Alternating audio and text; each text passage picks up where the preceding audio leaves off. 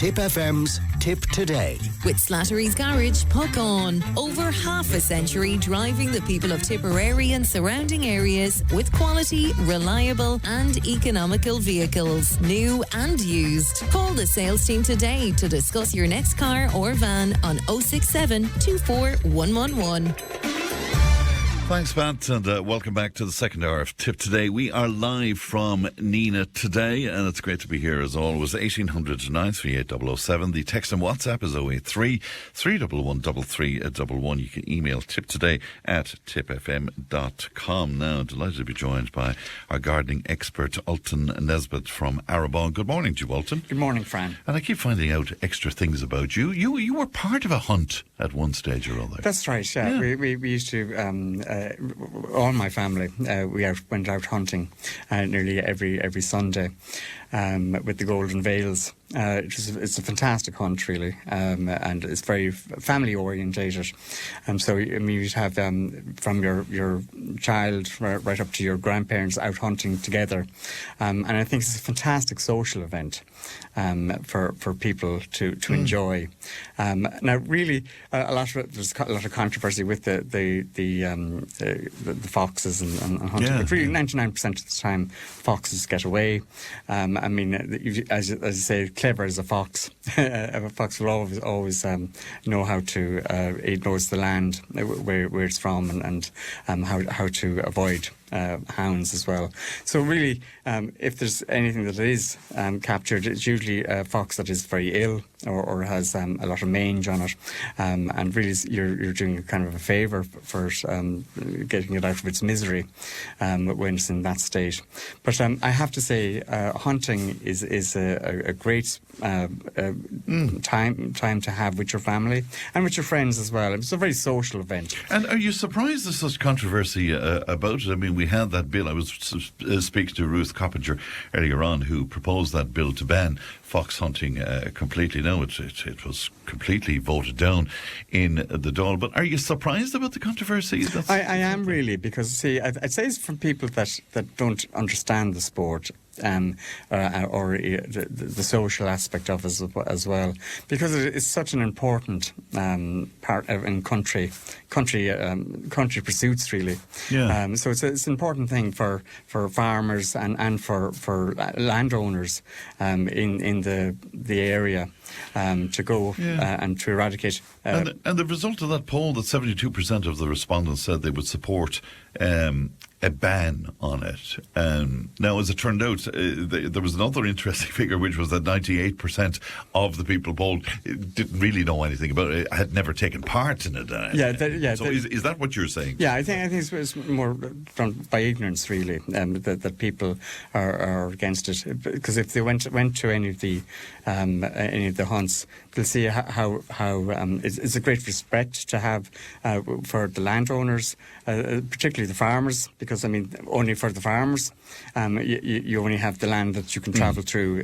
So, I mean, it's very, very important. Would you talk to me about that? Because, again, some farmers want us to say, sure, they come and they trample through our land and they break down our hedges and blah, blah, blah, and all sorts of stuff like that as well. How do you answer that? Yeah, really, with most of the hunts, they would have a team that would come after the hunt and to fix repairing any fences or any damage done to land, or even stone walls or anything like that. They would repair them. So generally there's a thing there, and as well as that, there's a strict guideline as well with hunting through land as well. You always keep to the headland, so that you don't do any damage to any of the fields as much as possible.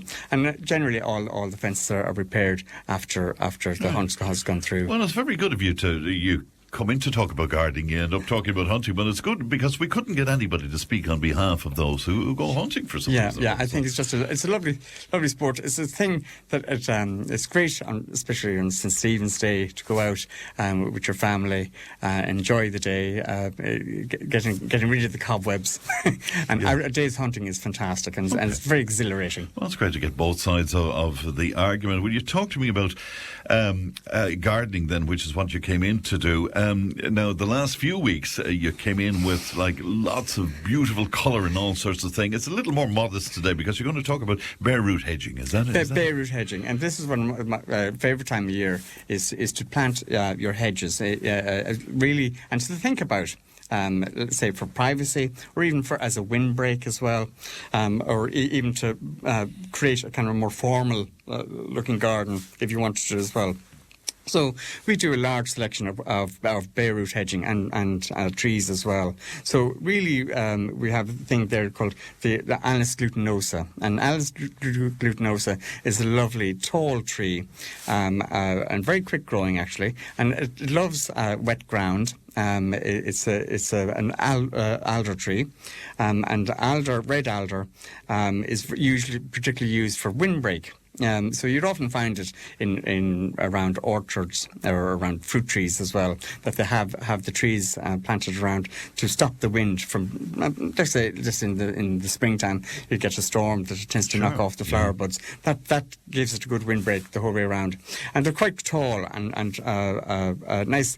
Lovely dark green oval leaf on it as well, and particularly quick growing as well. Other trees then, of course, that everybody knows as well are the lovely beech trees, beech hedging, and we do the copper beech, which is the lovely kind of enormous black purple leaf on it, or even the green beech, which has a fantastic autumn colour.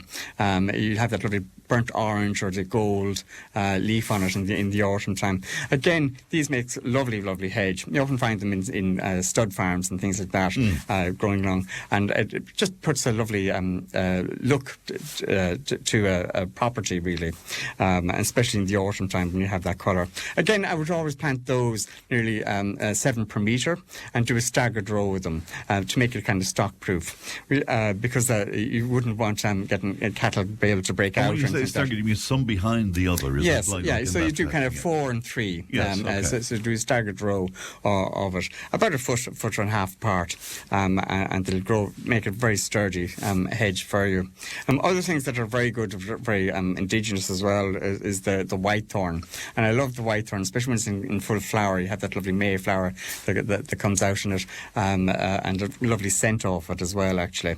There is a lovely one called Paul Scarlet. It's a lovely deep pink-red flower that you could plant every so often in amongst your whitethorn hedge, which is a nice contrast to have. And they're almost, if you leave it grow as a tree, you almost have that kind of mushroom-shaped, nice, neat head from it. So it has an almost kind of formal look to it as well that you can have.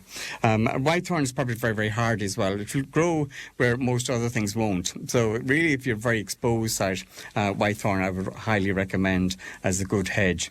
Again, it's lovely as a round top hedge as well. If you just trim it, just as soon as the flowers have faded on it, give it a trim, and that will keep it nice and compact in habit as well. Again, plant about 7 per metre for those as well. Other things that we have as well are the Scots pine, and a lot of them, these acre schemes that we have for the farmers, that we want to have indigenous trees planted. So Scots pine, alder, your oaks as well. We have lovely Quercus oaks, which are particularly good. Even the thing called Rosa rugosa, which is kind of like a dog rose, which is nice as well. And also the holly. And the hollies are quite good because they're lovely evergreen. There's another thing called Arbutus unado, which is a Killarney strawberry tree. It's indigenous to Ireland as well. I know a lot of people don't know about it really. I've never heard about it. Yeah, it's an edible fruit, an edible strawberry that it produces. And it has lovely evergreen foliage on it. But I love the thing about it as well. It's like a brilliant reddish colour on the bark of it as it grows, as it matures. And it also has these lovely lily of the valley type flowers, white flowers on it at this time of the year, which is kind of an unusual coming into the autumn, into the winter, that you'll have a plant that comes into flower. So that will flower now, lovely lily of the valley type flowers, and then you'll have the beautiful evergreen foliage right through the winter, and then in the spring, summer, you'll have the lovely strawberries as well, the little strawberries. So they're quite a nice thing to have with your arbutus unado and your lovely evergreen hollies as well. Very good. Where hedging is concerned, our place is full of gristolinia. Is that kind of gone out of fashion now? I don't see it as much as I used to do. Well, you see, gristolinia is a lovely hedge, I have to say, but and there's lovely variegated ones of them as well that you can get. But they do tend to get once you get a severe frost, oh my God, it tends to cut them right back down to ground level. Absolutely. And they don't really cope too well with very cold weather. And we've had that kind of every 10 or every 20 years you get a severe frost that does kill them, kill them out of it. The same thing as Escalonia. A lot of people would have planted Escalonia as well as a hedge, which is quite a nice hedge as well, and lovely flowers, the apple blossom particularly, and they're great for the bees as well. But again, they're affected by frost. So I always think things that are hold the test of time. So things. Another lovely evergreen as well is actually yew, and it's very formal.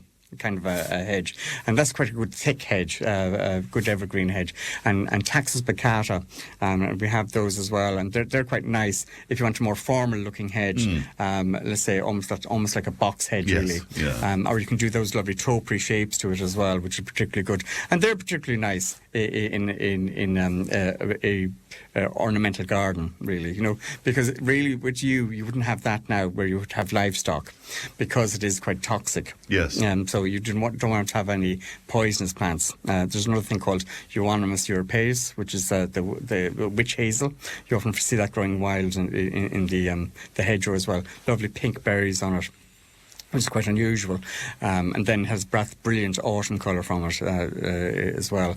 But again, you have to be careful of what plants you do use in your hedgerow, so that you don't have anything that's toxic to livestock.